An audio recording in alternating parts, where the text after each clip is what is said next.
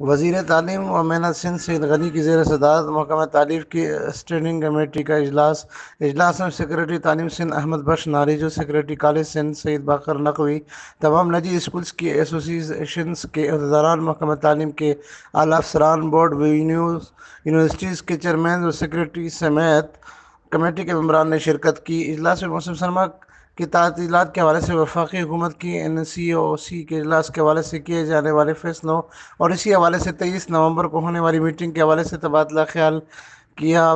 گزشتہ اجلاس میں سندھ نے اپنا موقف پیش کیا تھا اور دیگر صوبوں کا اپنا موقف تھا۔ اس اجلاس میں کوئی حتمی فیصلہ نہیں ہوا اور 23 نومبر تک کے لیے تمام صوبوں سے مشاورت کے بعد حتمی فیصلہ کیے جانے پر اتفاق ہوا ہے۔